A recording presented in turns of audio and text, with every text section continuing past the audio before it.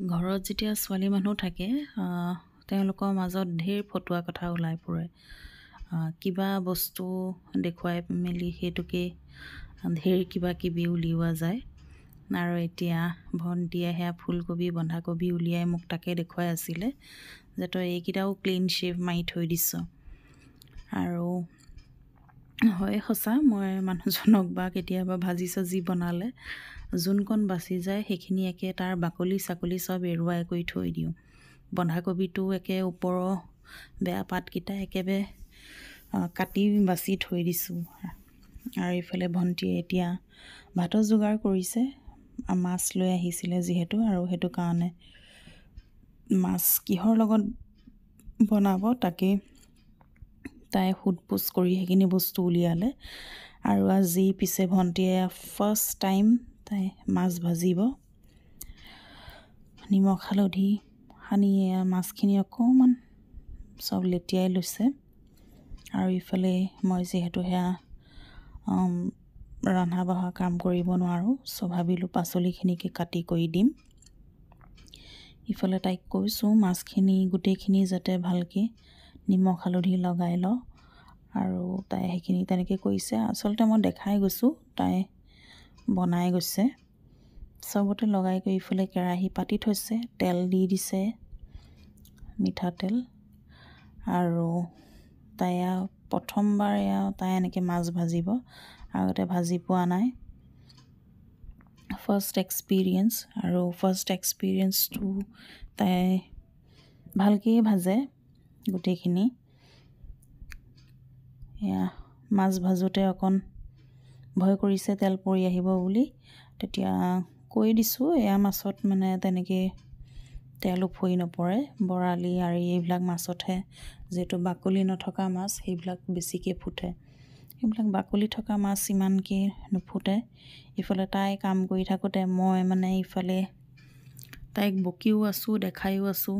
যিহেতু মই নিজেই কৰিব পৰা নাই, সেইকাৰণে অকণমান আজীৱ লাগিছিল, মানে কি কৰিম কি নকৰিম লাগি আছে। তাই কৰিব পাৰিবনে নোৱাৰিবনে, চব ভাঙি শেষ কৰিব নে ভিনিহিয়েক অহা সময়লৈকে ৰ'ব। ভিনিহিয়েকে কৈছিলে এবাৰ ফোনতে যে মাছখিনি তেনেকৈয়ে থৈ দিবা, মই আহি ভাজিমহি, কিন্তু তাই ক'লে মই ভাজিব পাৰিম বুলি।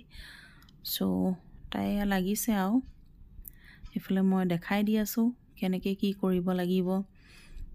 আৰু তাই গ্ৰীণ টি ব্লু টি খাই খাই অকণমান ক্ষীণাই গৈছে, মোতকৈ অকণ ক্ষীণ লাগিছে, কিন্তু নহয়, মোতকৈ অকণ ওজন বাঢ়িয়ে 10-15 গ্ৰাম হয়তো বাঢ়িহে আছে সেইটো সময়ত, এতিয়া কমি গ'ল তাই মোতকৈ। আৰু ইফালে মই তাই মাছ ভাজি থাকোঁতে মই এইফালে পাচলিখিনি কাটি লৈছোঁ। তাই মুখখন দেখাইছে, তাইৰ মুখখন কিমান ক্ষীণাই গ'ল। আগতে বহুত বহল আছিলে, কিন্তু এতিয়া অকণমান শ্বেপত আহিছে। ইফালে মই ধুমধাম পাচলিখিনি কাটিছোঁ, কাৰণ অলৰেডি চাহ তাহ খাই মেলি আমাৰ বহুত দেৰি হৈ গৈছিলে। ল'ৰাটোকো মানে ইফাল সিফাল তাকো কৰি থাকিব লগা হৈছে, আৰু সেইকাৰণে মই ধুমধাম এইখিনি লাগি কৰি কাটি বাচি দিছোঁ। ইফালে মোৰ মানে চকু মাছখিনিলৈকো গৈ আছে, কাৰণ যিহেতু মই নিজে কৰিব পৰা নাই, ভণ্টিক কৰিবলৈ দি আছোঁ। তাই সময়ত মানে সেই লুটিয়াই পুটিয়াই দিছেনে নাই সেইটোও চাই আছোঁ, ক'ৰবাত লাগি কৰি যায় বুলি।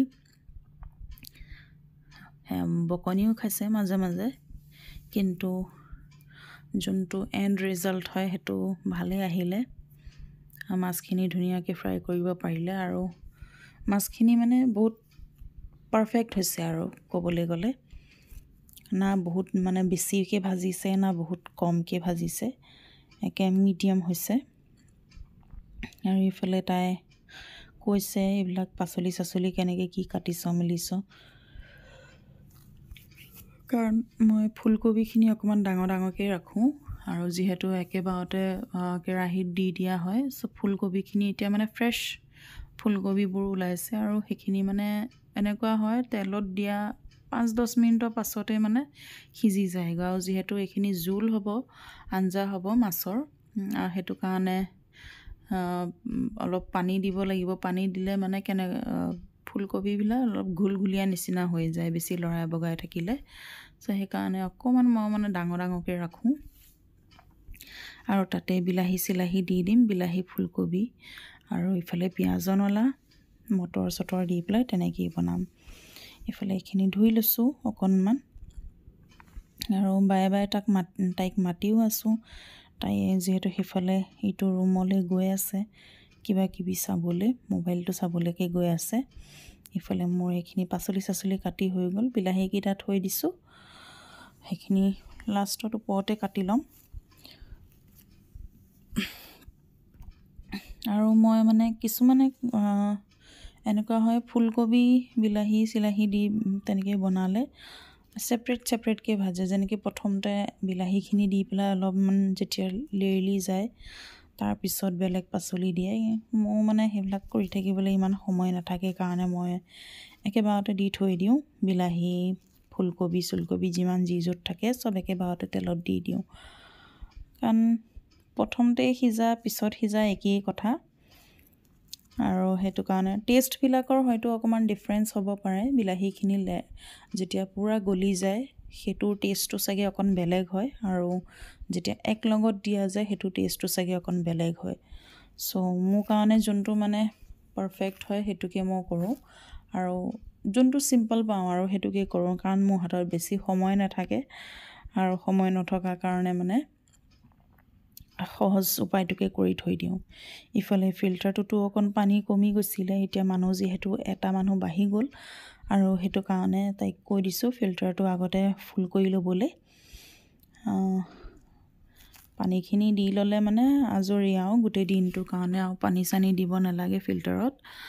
চ' ইফালে মোৰ পাচলি চাচলি কাটি হৈ গ'ল, মাছখিনি এবাৰ চাইছোঁ, তাই কৈ দিছোঁ লৰাবলৈ হৈছেনে নাই।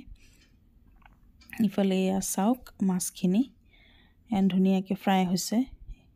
ইফালে আমাৰ চেফ ৰৈ আছে, এয়া মোক কাটি বাছি হৈ গ'ল। আৰু ঘৰৰ পৰা দহি কচুও আনি থৈছিল মানুহজনে, কিন্তু দহি কচুখিনি আনিহে থোৱা হয়, খোৱা নহয়গৈ। কেতিয়াবা মন গ'লে মই দালিত দিওঁ, কেতিয়াবা ভাজি চাজিও খাব পাৰি বা মাছৰ লগতো খাব পাৰি, কিন্তু আমাৰ তেনেকুৱা নহয়। আৰু এয়া ভণ্টিয়ে লৈ আহিছিলে খেচেং টেঙা বা টেঙা মৰা, আৰু এতিয়া ভণ্টিক দেখা পাব এটা নতুন এটা ৰূপত। Wait for the end. আৰু কেনেকুৱা পালে ভিডিঅ'টো জনাব কমেণ্টত।